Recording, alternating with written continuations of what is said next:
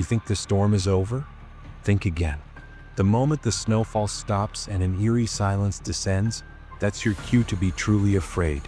We're diving deep into the psychological phenomenon of snow blindness, where the pristine white becomes a canvas for your deepest fears, exposing what truly lurks when the world goes quiet. I remember the exact moment the blizzard ended. December 27th, 3 days after Christmas. The wind that had been screaming against my windows for nearly 48 hours simply stopped, as if someone had pressed mute on the entire world. I had been huddled in my cabin, a small wooden structure I'd inherited from my grandfather, nestled deep in the mountains of northern Montana. The howling had become so constant that I'd stopped noticing it, the way you stop hearing your own heartbeat. But when it ceased, the silence that replaced it was so complete, so absolute, that it felt like something had been stolen from the air itself. My first instinct was relief.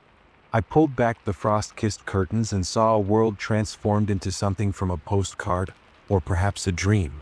Everything was white, not just covered in snow but absorbed by it. The trees that had been dark sentinels were now ghostly figures draped in crystalline robes. The path that led to my nearest neighbor, nearly 2 miles away, had vanished entirely. The sky above was a pale gray that seemed to merge seamlessly with the snow-covered ground, creating an endless, dimensionless expanse that stretched in every direction. It was beautiful. Stunningly, breathtakingly beautiful.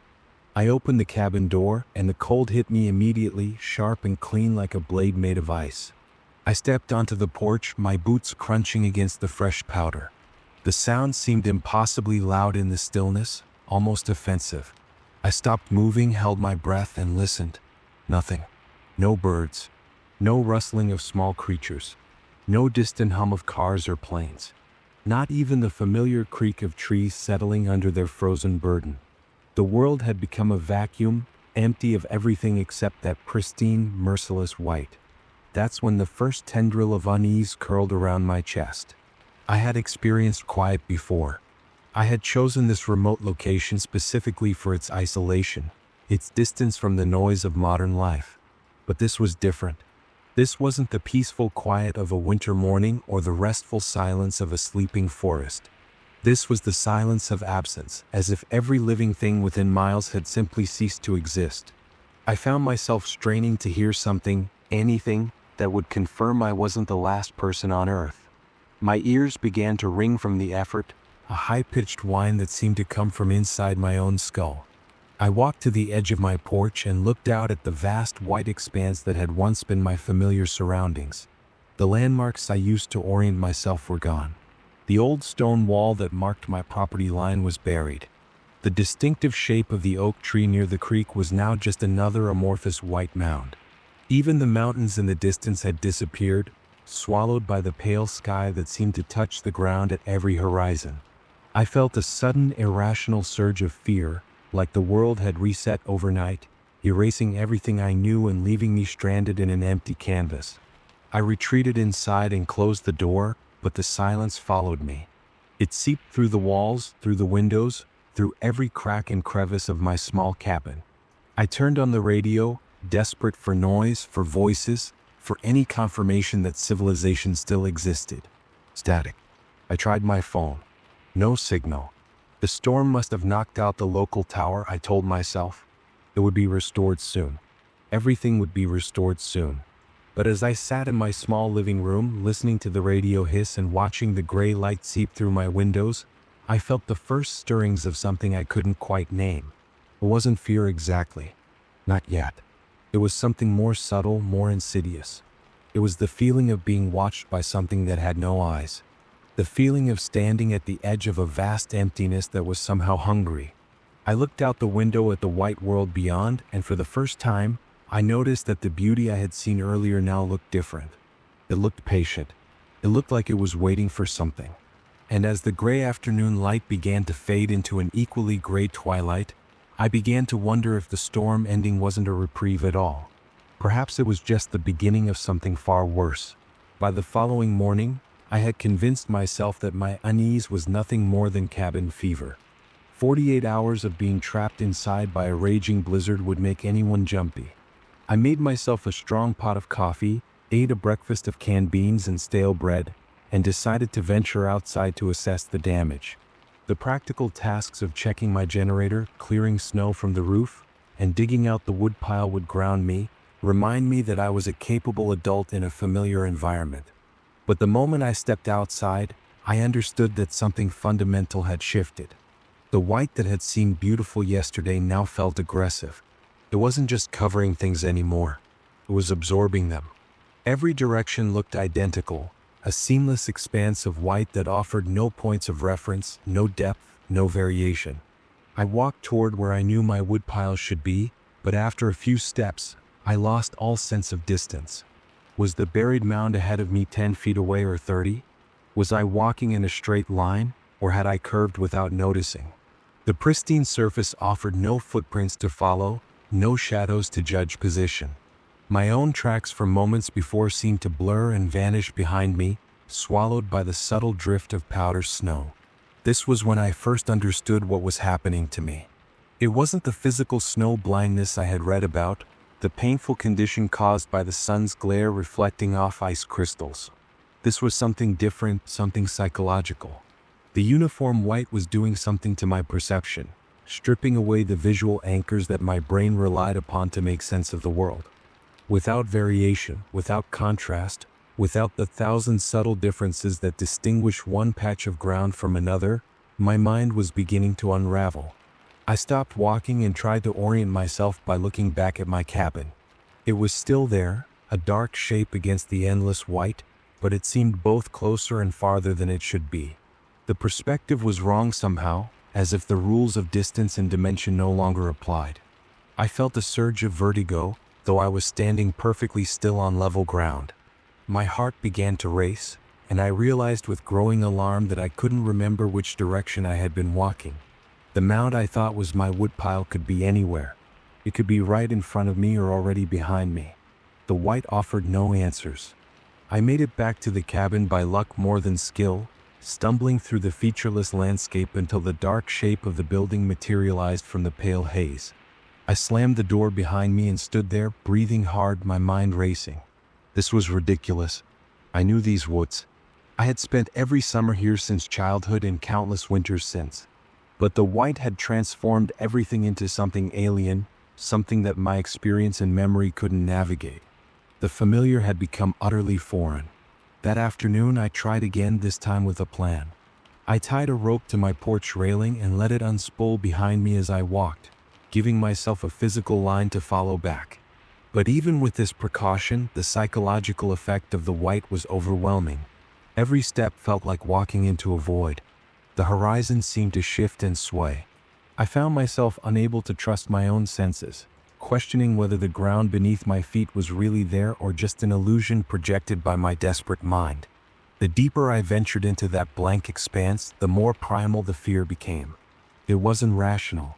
There was nothing out there that could hurt me, nothing but snow and cold and the distant presence of frozen trees. But my ancient brain, the part that had evolved in environments where distinguishing predator from shadow meant survival, was screaming at me that I was in danger. The uniformity of the white was triggering responses hardwired into my deepest instincts. Without visual difference, my mind couldn't categorize the environment as safe.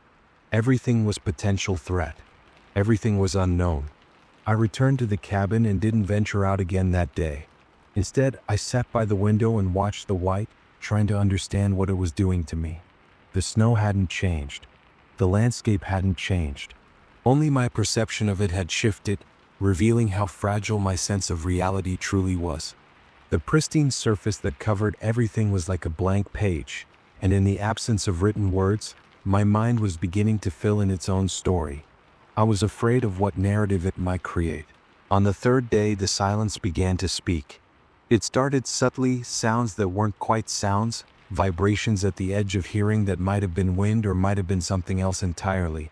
I would be sitting in my cabin, reading or staring at the static-filled radio, and I would hear something. A footstep on the porch, a branch cracking in the distance, a voice, muffled and indistinct, as if someone were trying to talk through a thick wall of snow. Each time I would freeze, strain my ears, and hear nothing but that oppressive, absolute silence. My mind was creating noises to fill the void. I knew this on an intellectual level. The human brain isn't designed for complete auditory deprivation.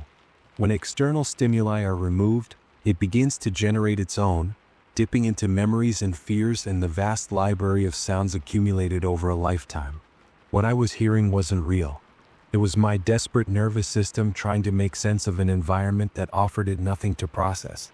But knowing this didn't make the phantom sounds any less terrifying. That evening I heard scratching. It came from outside the cabin, near the back wall where the woodpile should be. A rhythmic, deliberate scratching like fingernails against frozen bark. I grabbed my flashlight and went to investigate, my heart pounding so loudly that it momentarily drowned out the phantom noise. I opened the back door and swept the beam across the white expanse. Nothing. Just snow and more snow, stretching into the gray darkness. No tracks. No marks. No indication that anything living had been anywhere near my cabin. I stood there for long minutes, the cold biting at my exposed skin, and listened to the silence that had somehow become louder than any storm. Sleep was becoming difficult. Every time I closed my eyes, my ears seemed to amplify, picking up sounds that existed only in the electric firing of my overstimulated neurons. I heard breathing that wasn't mine. I heard movement in the walls. I heard, on one particularly terrible night, what sounded like someone singing a lullaby from somewhere far away, the melody distorted and wrong like a record played at the wrong speed. I sat up in bed, sweating despite the cold, and stared at the darkness until dawn's pale light began to seep through the curtains. The isolation was becoming physical. Not just the distance from other people, but the complete absence of any living presence. I hadn't seen a single animal since the blizzard ended. No birds circling overhead. No deer tracks in the fresh snow. No squirrels chattering in the trees. It was as if the storm had swept away every creature within miles, leaving me as the sole inhabitant of this frozen, silent world. The thought should have been lonely. Instead, it was terrifying. If everything else had fled or died, what did they know that I didn't? I found myself talking out loud just to break the silence. I narrated my actions as I made breakfast. I read passages from the few books I had brought, speaking each word clearly into the empty room. I even tried singing, though my voice sounded thin and strange in the deadened air. But nothing I did could shake the feeling that the silence wasn't just an absence of sound. It was a presence in itself, something vast and patient that was slowly wrapping itself around my cabin, around my mind, around everything that made me feel human. The worst moments came at dusk. As the already gray light faded into darkness, the silence seemed to deepen, becoming almost tangible. I would sit by my window and watch the white landscape disappear into shadow, and I would feel the silence pressing against the glass like something trying to get in. My reflection stared back at me, hollow-eyed and frightened, and I began to wonder if I was looking at myself or at something else entirely. The boundary between inside and outside, between self and other, was becoming as blurred as the line between sky and snow. I was losing myself one silent moment at a time. By the fifth day, I understood what was hunting me. It wasn't a creature. It wasn't a ghost or a monster or anything external at all. The thing that was stalking through the white silence, drawing ever closer with each passing hour, was myself. More specifically, it was everything I had spent my entire life trying to escape, bury, and forget. The pristine emptiness outside my cabin had become a mirror, and the reflection it showed was one I had never wanted to see. Without distractions, without noise, without the comfortable chaos of ordinary life, my mind had turned inward, and what it found there was terrifying. Memories I had suppressed bubbled up unbidden, playing across my thoughts like films I couldn't stop watching. Regrets I had buried under years of busy living clawed their way to the surface. Fears I had never acknowledged, not even to myself, emerged from their hiding places and paraded before me in the endless white theater outside my window. The snow wasn't hunting me, it was revealing me. Every blank, featureless expanse was a screen onto which my subconscious projected its darkest contents. I looked out at the white and saw my failures. I looked at the gray sky and saw the disappointments I had caused others. The silence wasn't empty at all. It was filled with every word I had never said, every apology I had never made, every truth I had been too cowardly to face. I began to understand why I had really come to this cabin in the first place. Not for the solitude as I had told myself, not for the peace and quiet of the mountain wilderness. I had come here to run away, to hide from a life that had become too complicated, too painful, too real. But the blizzard had stripped away my hiding place. The white had erased every distraction. And now I was left alone with the one thing I had been fleeing all along: myself. The terror was real, even if its source was internal. My hands shook. My heart raced. Sleep deprived and disoriented, I began to lose track of time. Was it day or night? Had hours passed or minutes? The gray light outside never seemed to change, and the white that blanketed everything offered no indication of the sun's position. I was adrift in time as much as space, floating in a void of my own making. I saw things in the white that weren't there. Faces formed and dissolved in the drifted snow. Shapes that might have been people appeared at the edge of my vision and vanished when I turned to look directly. These weren't hallucinations exactly. They were more like waking dreams, my exhausted brain filling the emptiness with the only material it had available. And that material was drawn from my deepest fears, my suppressed guilt, my unprocessed grief for relationships I had destroyed and opportunities one had squandered. The cabin that had been my refuge now felt like a prison. The white that surrounded it wasn't keeping me in. It was holding something out there, something that wore my own face and knew every secret I had ever kept. At night, when the darkness was complete and the silence was loudest, I could feel it circling. Not outside the walls, but inside my own skull. The true horror of the snow wasn't what it concealed. It was what it forced me to confront. The hunt was internal, and I was both predator and prey. On the seventh day, something inside me shifted. Perhaps it was the sheer exhaustion of sustained fear, or perhaps it was some deeper survival instinct finally overriding the panic. Whatever the cause, I woke that morning with a single clear thought: I could not continue like this. The white would consume me if I let it. The silence would devour whatever remained. I had to fight back, even if the enemy was my own mind. I started small. I forced myself to focus on tangible details, things I could touch and verify. The rough grain of the wooden table beneath my fingertips. The smooth ceramic of my coffee mug, still warm from the liquid inside. The texture of my own skin, real and present and alive. Each sensation was an anchor, pulling me back from the dissociative drift that had characterized the past week. I wasn't floating in white void. I was sitting in a cabin made of solid wood, surrounded by objects I had touched 1,000 times before. I ventured outside, armed with this new determination. Instead of trying to navigate the featureless expanse, I focused on single points of reference. One tree barely visible through the white haze. Just that one tree, nothing else. I walked toward it, ignoring the shifting horizons and the tricking light, keeping my eyes fixed on that single dark shape until I reached it. I touched the bark, felt its frozen ridges beneath my gloves, and allowed myself a moment of triumph. I had crossed the white and survived. The emptiness hadn't swallowed me.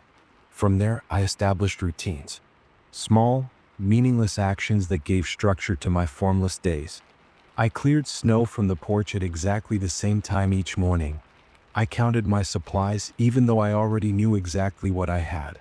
I wrote in a journal I had never used before, documenting the weather, my thoughts, my fears, my small victories over the pressing silence. Each word was a declaration that I still existed, that I was still thinking, still human despite everything. The silence didn't disappear, but it became less oppressive. I learned to fill it not with fear, but with acceptance. Yes, the world was quiet. Yes, the white erased all familiar landmarks.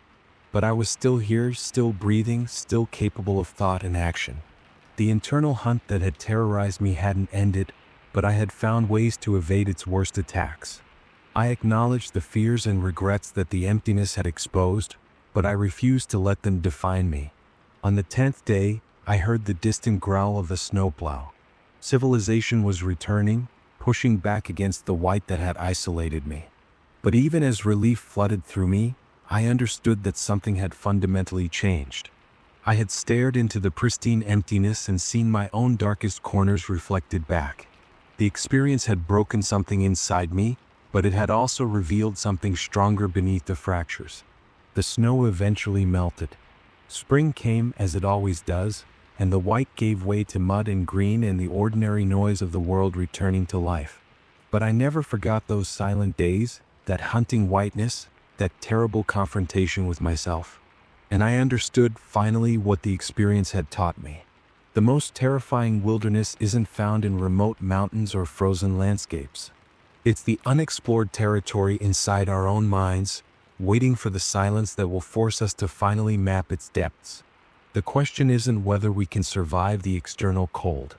It's whether we can face what emerges when all the noise that usually drowns our thoughts finally stops. That is the true horror of the white. And that is the question each of us must eventually answer alone.